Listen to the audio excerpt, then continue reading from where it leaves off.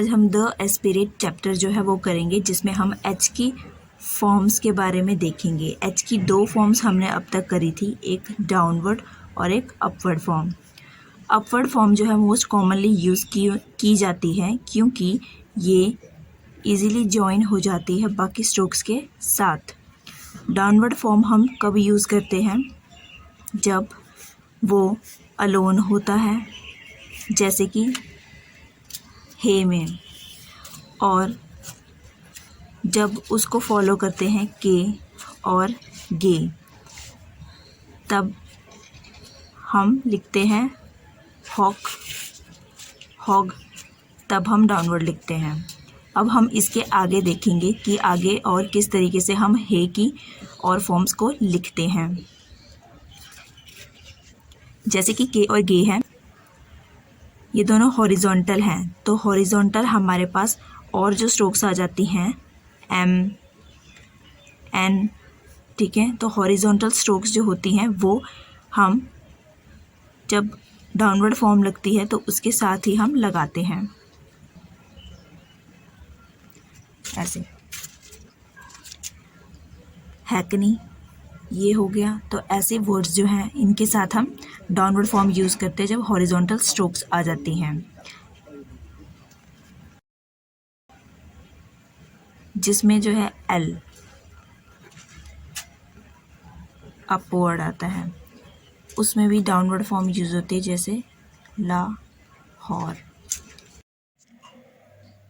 जब किसी कर्व के बाद हमें एच फॉर्म यूज़ करनी है, हे आ रहा है, तो हम क्या करेंगे? जैसे कि वर्ड सोहो है, इसमें कर्व के बाद जो है हे फॉर्म आ रही है, तो हम उसको कैसे बनाएंगे? कर्व के इनसाइड ही लगता है, कुछ भी लगेगा, तो हमने इसको इनसाइड ही बनाना है।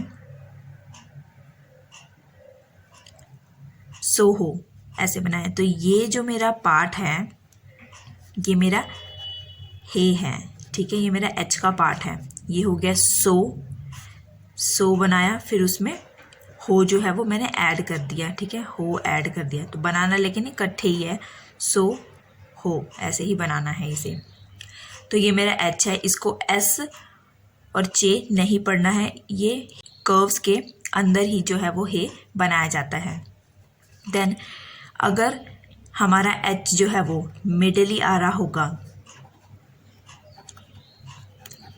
विद एस, तब हम क्या करेंगे?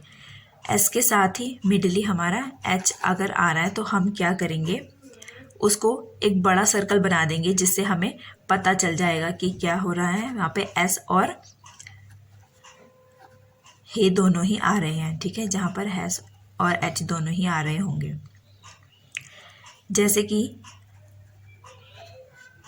रेस हॉर्स में एस और एच इकट्ठे आ रहे हैं, तो यहाँ पर क्या बनेगा? बड़ा सर्कल बन जाएगा, ठीक है, रेस हॉर्स ऐसे बन जाएगा, ठीक है। इस पे यहाँ पे भी आप वाउल लगा सकते हैं। इसमें एक और चीज़ आपको हो सकता है कि रेस हॉर्स में मैंने एस, ये सर्कल जो है वो अंदर को क्यों बनाया है? रेस में तो ऐसे बनता है, तो मैंने ये अंदर को क्यों बनाया? इसलिए क्योंकि जो हमारा एच है वो हम ऐसे बनाते हैं, है ना, इसीलिए जो है वो यहाँ पर मैंने इस साइड को ये बनाया है, ठीक है, राइट साइड को मैंने इसीलिए बनाया है, और इस साइड को इसीलिए मैंने नहीं बनाया क्योंकि हमारा एच जो है वो ऐसे इस डायरेक्शन में बनता है, तो इसीलिए मैंने इसी सर्कल को क्या कर दिया? बड़ा कर दिया है, जिससे हमें एस और एच दोनों की रिप्रेजेंटेशन मिल जाती है। देन हमारे पास आ जाता है जब हम एच को हम ऐसे जब जोड़ते हैं, तो ऐसे जोड़ते हैं या फिर ऐसे जोड़ते हैं, तो हम इसको एस या चे ना पढ़ लें और इसको हम एस और रे ना पढ़ लें, तो उसके लिए हम क्या करेंगे? इनको कैसे बनाते हैं? जैसे कि एक वर्ड था यहाँ पर लाहौर, तो जो ये लाहौर है इसमें हमने एच जो है वो प्रॉपर दिख रहा है, लेकिन कुछ वर्ड्स होते हैं जैसे कि हो गया एक्स चक्कर, तो एक्स चेकर में क्या हो रहा है, यहाँ पर एस, यहाँ पर जे, यहाँ पे एस और जे है, तो ये हमें पता लग रहा है ना, यहाँ पे दिखाई दे रहा है कि ये, इसको एच ना पढ़ लें तो इसके लिए हम एच जो है वो ऐसे बनाते हैं, अंदर को नहीं लेते। ठीक है, हम लाहौर में ऐसे अंदर को इसीलिए नहीं ले रहे हैं, हम इसको बाहर को बनाते हैं, और एक्स चक्कर में एस और जे ऐसे बनाया गया है। वैसे ही एक और एग्जांपल देख लेते हैं। जैसे एक वर्ड है एबहोर, तो एबहोर, तो इसमें हम क्या करेंगे, यहाँ पे आपको दिख रहा होगा जो एच है वो ये मेरा इतना एच बनाया हुआ है। ठीक है, ये जो है इतना एच बनाया हुआ, तो एच मैं यहाँ पर प्रॉपर पढ़ पा रही हूँ, तो इसको मिस रीड जो है वो नहीं करना। ठीक है, मिस रीड नहीं करना है किसी और के लिए। किसके लिए कर सकते हैं हम, एस और आर के लिए कर सकते हैं, तो हमें इसे मिस रीड नहीं करना है। यहाँ पे प्रॉपर हमें ये दिखाई दे रहा है। ठीक है, एबहोर में, तो ये ऐसे ही हमने बनाना है। देन हमारे पास अब एच की दूसरी फॉर्म आ जाती है जिसे हम कहते हैं टिक फॉर्म। ठीक है, एच को हम एक टिक से रिप्रेजेंट करेंगे। अब वो किन वर्ड्स में किया जाता है, जब एच प्रिसीड करता है एम को, एल को और आर को, तो जब हम एच लगाते हैं स्टार्टिंग में तो वो टिक फॉर्म में जो है वो लगाया जा सकता है। ठीक है, इससे इजीली आउटलाइन बनती है और हम फटाफट बना सकते हैं। तो ये प्रैक्टिस करने से ही आपको आएगा। तो ये वर्ड्स एग्जाम्पल्स में मैं करवा रही हूँ, इनको अच्छे से आप प्रैक्टिस भी कर सकते हैं अलग से, एक्सरसाइज के अलावा भी। जैसे कि यहाँ पर हम वर्ड देख लेते हैं होम, तो होम में एच आ रहा है स्टार्टिंग में, फिर एम आ रहा है, या फिर हाम, तो हाम में भी क्या आ रहा है हमारा, आर आ रहा है बाद में, एच के बाद फिर आर आ रहा है, तो इसीलिए हमने यहाँ पे टिक फॉर्म यूज़ करी है। फिर ये जो टिक फॉर्म है हम इसको मिडली भी यूज़ कर सकते हैं। जैसे कि कुछ वर्ड्स है, जैसे फॉर होम इसमें आ गया, या फिर टू हर, ठीक है, इसमें आ गया। तो यहाँ पर जो है हम क्या करेंगे, यहाँ पे क्या था, एम आ रहा है यहाँ पर एच के बाद, और यहाँ पर आर आ रहा है, तो इसीलिए हम जो है वो यूज़ कर सकते हैं। तो मिडली इसका यूज़ होता है। ठीक है, और कहीं पर इसका यूज़ नहीं होता टिक फॉर्म का। फिर उसके बाद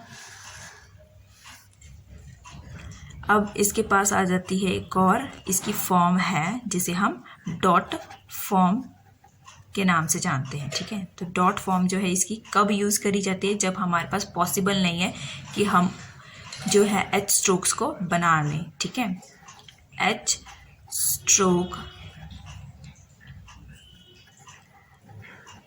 जब making of H stroke is not possible, तब हम इस फॉर्म का यूज़ करते हैं। ठीक है, कब, इन बिटवीन द स्ट्रोक, तब हम ये डॉट फॉर्म का यूज़ करते हैं। जैसे कि वर्ड्स हमारे पास आ जाता है पर हैप्स, ठीक है, पर हैप्स, तो यहाँ पर है था। ठीक है, एच पर आया, फिर उसके बाद एच आ रहा है, फिर ए आ रहा है, तो हम क्या करेंगे, एच को जो हमारा वाउल है उससे पहले हम प्लेस कर देंगे। ठीक है, तो हमारा वाउल आ रहा था, फिर हमने उसके पहले ये एच प्लेस कर दिया, तो ये हमारा क्या हो गया, एच हमने प्लेस कर दिया, हमारा एच का डॉट प्लेस कर दिया हमने। वैसे ही व्हीकल, ही, फिर कल, तो ही आ रहा था यहाँ पर, तो हम क्या करेंगे, जो हमारा ही था ये आई वाला वाउल है हमारा, उसके ऊपर ये हमने एच का वाउल लगा दिया, तो व्हीकल हो गया। ठीक है, वी तो ये था, वी, ये ही, और ये कल, तो व्हीकल बन गया। वैसे ही अप हिल, अप और हिल, तो हिल में हमने ही हटाया है, ही कैसे हो गया, यहाँ पर हमने ऐसे लगा दिया ही। ठीक है, तो ये एच है और ये आई वाला डॉट है हमारा, तो ये अप हिल हमारा बन गया। तो यहाँ पर अब ये चैप्टर कंप्लीट होता है। अब हम जो है वो ग्रामलॉग्स पे मूव करते हैं। इस चैप्टर में ग्रामलॉग्स तो है नहीं है, तो हम यहाँ पर क्या दिए हैं, फ्रेजेस दे रखे हैं कुछ, तो वो करते हैं। अब ये रहे हमारे पास phrases. First, dear sir, yours truly, every circumstance, all circumstances, you will remember, I believe, I will tell you, I am surprised। तो ये सारे हैं हमारे फ्रेजेस जो इस चैप्टर में हैं। इनको अच्छे से एक बार अलग से इनको प्रैक्टिस ज़रूर कर लेना, क्योंकि डिक्टेशंस में यही फ्रेजेस हैं जो वो यूज़ किए जाते हैं। और साथ में ग्रामलॉग्स की डिक्टेशन लेना भूलना नहीं है। जो चैप्टर्स हमने पहले कर चुके हैं उनकी रिवीजन भी लेनी है, चाहे उनकी जो बुक में समरी दी होती है सिर्फ वही पढ़ लो, उससे आपका चैप्टर रिवाइज हो जाएगा। साथ में ग्रामलॉग्स की डिक्टेशन एवरी वीक तो कम से कम ज़रूर लेना।